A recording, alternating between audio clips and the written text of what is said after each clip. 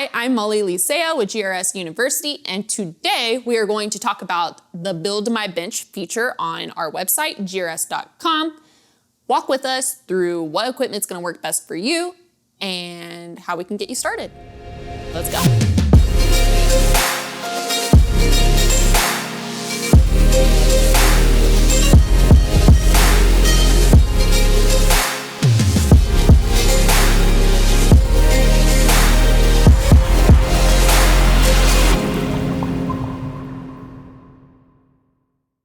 All right, so we're here to walk you through the Build My Bench feature on grs.com. The first thing that we're going to talk about is compressed air. If you already have your own air compressor, that's awesome. I would suggest calling in to one of our representatives so that they can talk you through it, make sure that you're using it safely with our systems. The big thing is that we want you to use oil-free dry air so they can help you with any kind of filters that you need to make sure that happens. The options that we carry are right here. This is the Val air compressor, and this is the California air compressor. We have tested these, we know that they work, and they come with hookup kits, so they'll be ready to go for your machine.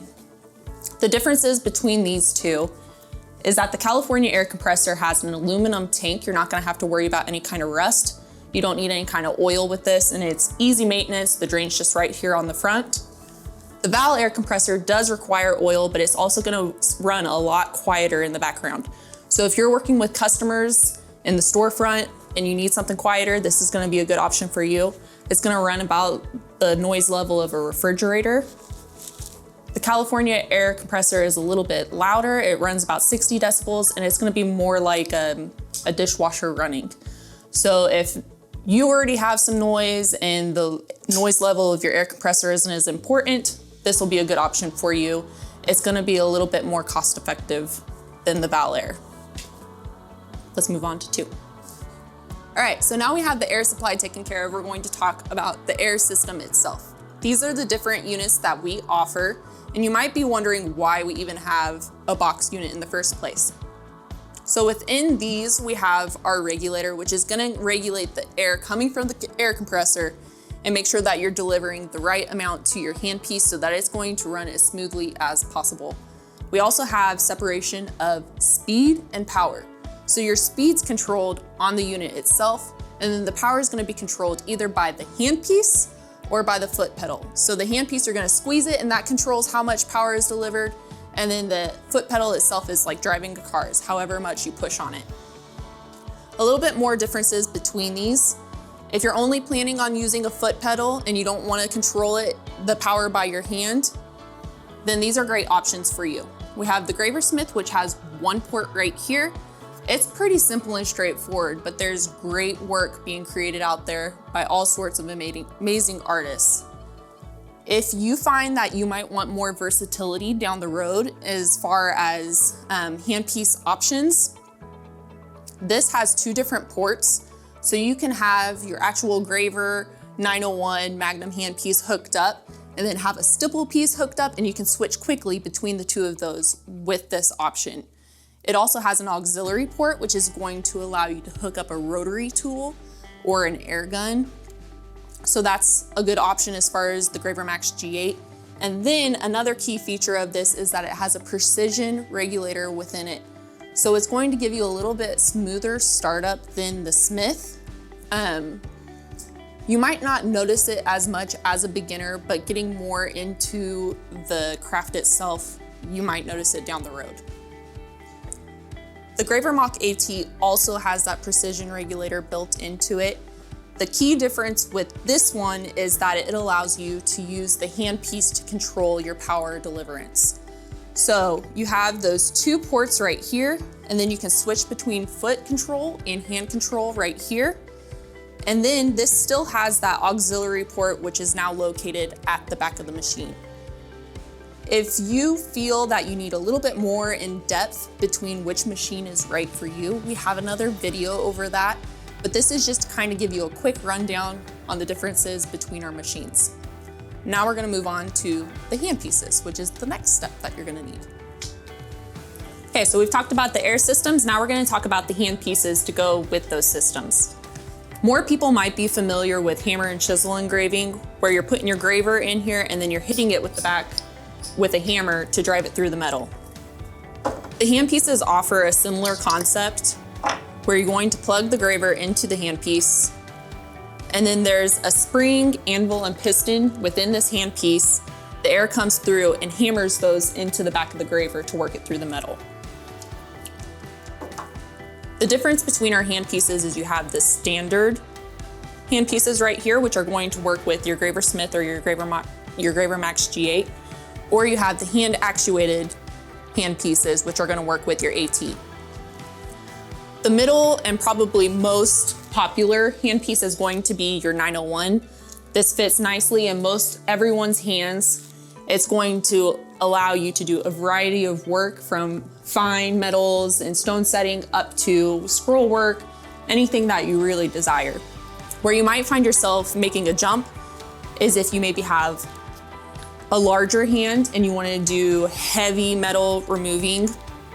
This is going to work for motorcycles, for Western, but it also has the capability to do very fine work as well.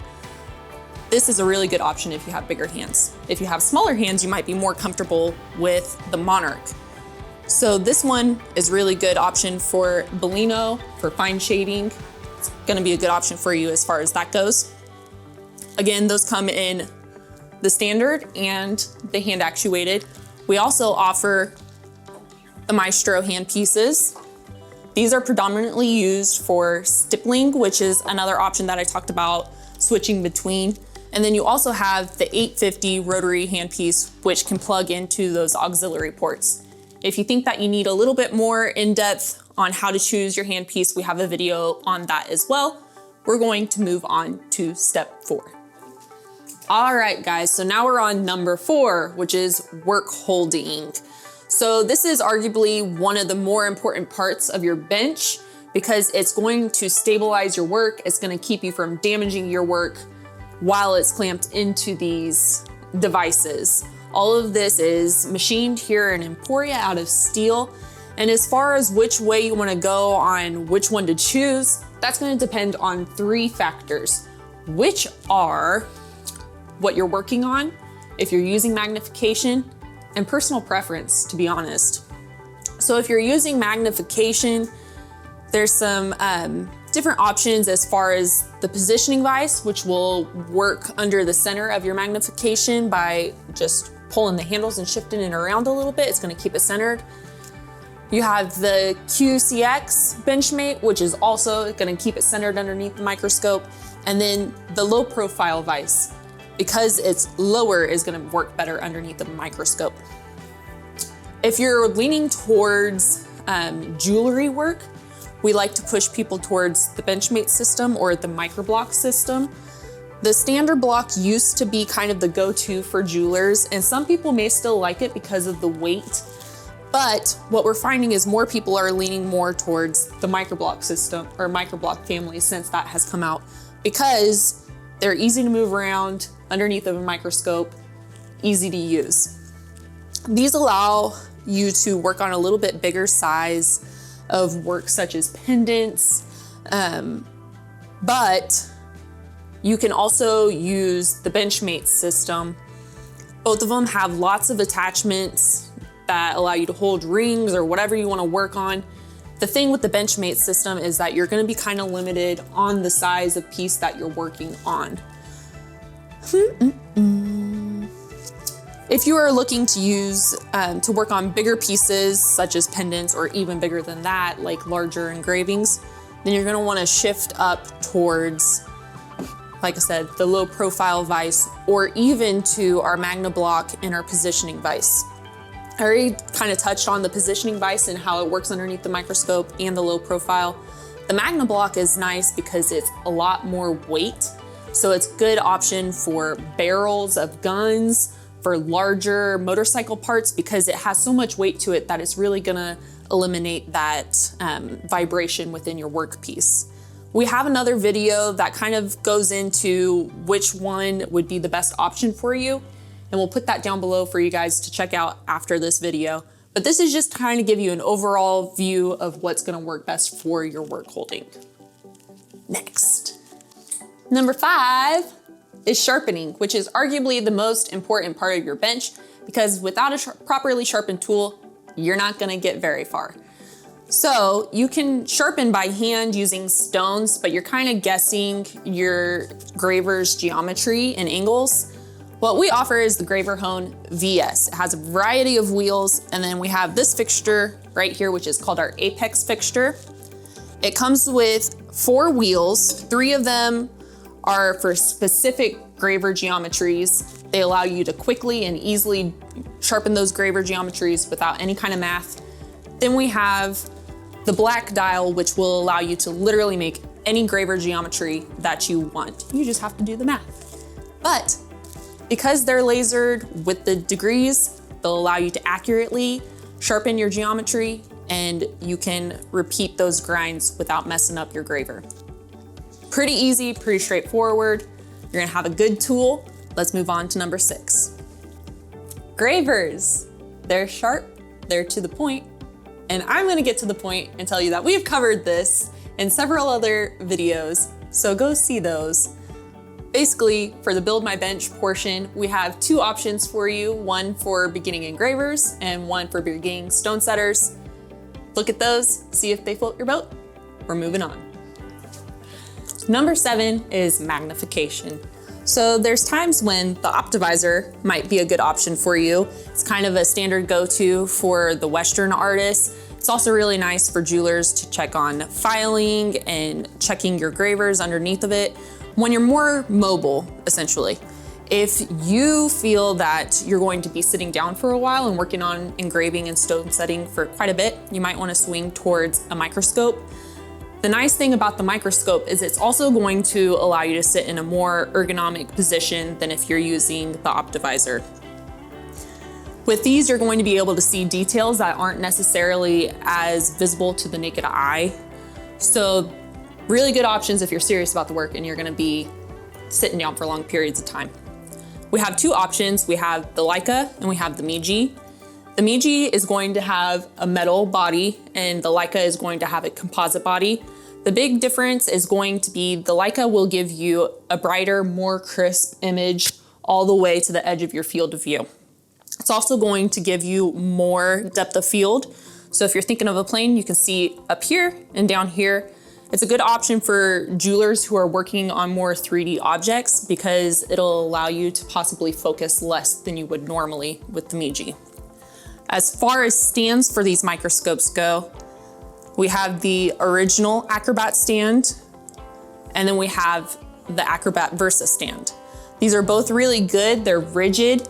It allows you to swing out of the way and swing right back, and you'll be right back where you were working over. You don't have to worry about it shifting on you at all. We also offer the Flex Arm stand package, which as you can see has a really long reach. Some people prefer this for if they're working between 2 benches. It allows you to swing from one to the other, and then you can tuck it back out of the way when you're not using it. That's pretty much it for magnification. Let's move on to number 8. Number 8 is work surface. So this is what you're gonna be placing your work holding on top of. You can literally work right on top of your bench if it works with your height and your magnification. We have 3 options. The first one being the satellite stand. This sits on the ground and then it has a built-in turntable on it. It's really great for working under the microscope. It's also really good for multiple users because it adjusts from 18 inches up to 29 inches. So you can quickly adjust it up and down and stay in focus. We also have these block shelves right here. So we have the standard block shelf, which is a little bit smaller. This works really well with the micro block family and with the standard block. Those smaller vices is what this is gonna be good for. If you have a larger vise, you're going to want to first gift our optional mounting adapter to help provide support on your bench. And then we have the large block shelf with the adjustable bracket. This will be good for those larger ball vices. You can also mount a turntable on top of this, but if you do that, because of the weight, we recommend having a shelf support underneath to kind of help reduce any vibration that may occur. That's pretty much it for the work surface. Let's move on. All right, hopefully that video helped you out a little bit on what you need to get started and shows you a little bit about our feature on our website and what equipment you need to get going. This week's suggested Instagram user is Barnard Fine Setting. Ian is located out of the UK, and he is one of those that uses the Graversmith and produces phenomenal work, which is featured on his page. So go check him out. If you want to be our suggested Instagram user next time, then tag us at GRS Tools on your beautiful post. That's all we ask. Oh wait, no, we also ask that you go like us on all of our social media platforms. That's all.